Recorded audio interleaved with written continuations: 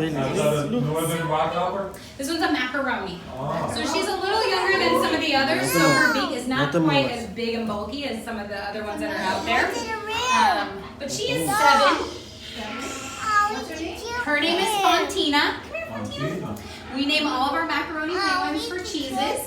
So her friends out there are mozzarella, Asiago. Scooch up here. Here, so everybody can see you. Pepper Jack, Colby. We name our rock hoppers for rock stars. So we have Bowie, who is the daughter of Ozzy Osbourne and Lady Gaga. We have Prince and Presley. Where are you going? What do you see? Oh yeah? Is it because Bowie's yelling at the door? I can hear her yelling out there. Yeah? Keep your feet still. And our gingers are all cartoon names like Casper, Porky, Angelica, and Susie from the Rugrats. That's a very jealous rock hopper out there. She gets a little yelly, like, why isn't it my turn? Fontina, you want to play with my keys? Look. Hey. Here, lady. You're the one at the gate. You wanted to come in. Come here.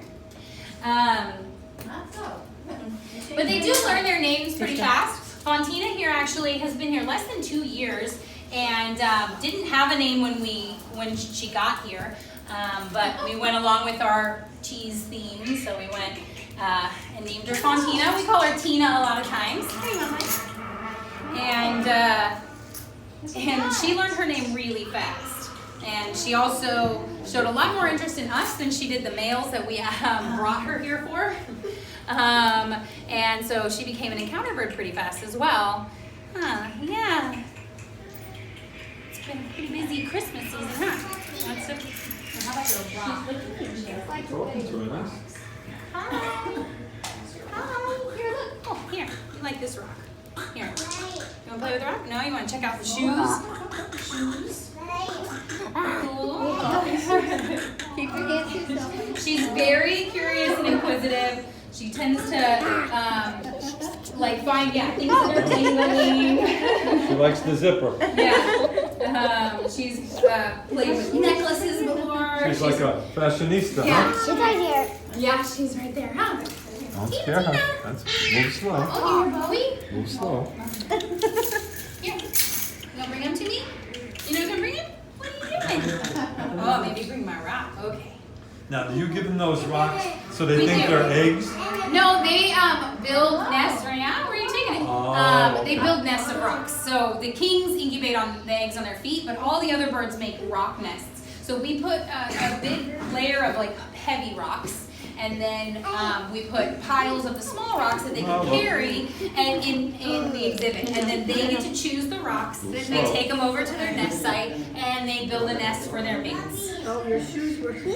So they incubate their eggs for the smaller species 30 to 45 days, and for the kings about 60 days. So we don't know if the egg is fertilized until that time frame has come up. So either a chick hatches or it doesn't. And we take the egg if it has come to the 60 days, and we'll candle it, which is putting it up against a special light to see if there's development. And generally, it's just an unfertilized egg. We clean it out so we can show people how big it is. When the king penguins are hatched out, they can fit into this egg, so they're that tiny. But they will become as tall as their parents and as pretty as their parents within 3 months. Are you going to want to paint? Let's put some paint out, huh? So these guys love enrichment. Enrichment's anything that's going to change up their day. Some of them will come in here to paint. Some we take out to the kitchen area and play with toys like balls or bubbles. They'll go in and play music or musical instruments. We make it rain on their exhibit. Today I put out, there's a baby bathtub out there with ice, and I had put fish on the top so they could dig through the ice to find it. So it's anything that's going to get them physically active, mentally stimulated, have a little fun, whatever it is. So they can see in color, they can see in the UV spectrum actually, so they can see better than us. And so we do like to do colorful things. When they paint, they can see the colors. It's very important for their mate selection, seeing colors. The brighter and more vibrant their colors, the more likely they are to find a mate, because that shows how healthy they are.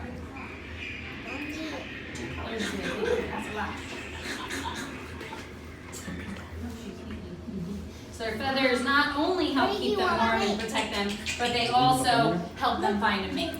The yellow feathers are actually all about mate selection. When they sing, they wiggle their head around a lot. The kings, their yellow feathers on their chest, so they puff up their chest real big when they sing.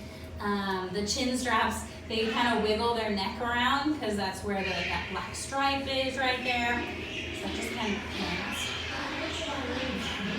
there's a lot of talking going on out there.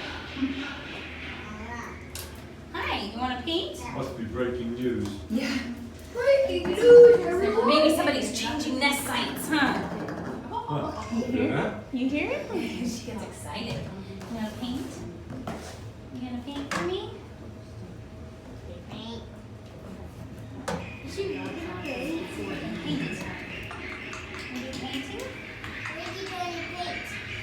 You gotta get paint on your feet first.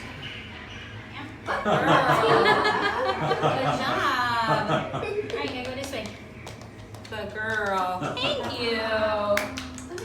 Nice. Hey, that's my rock.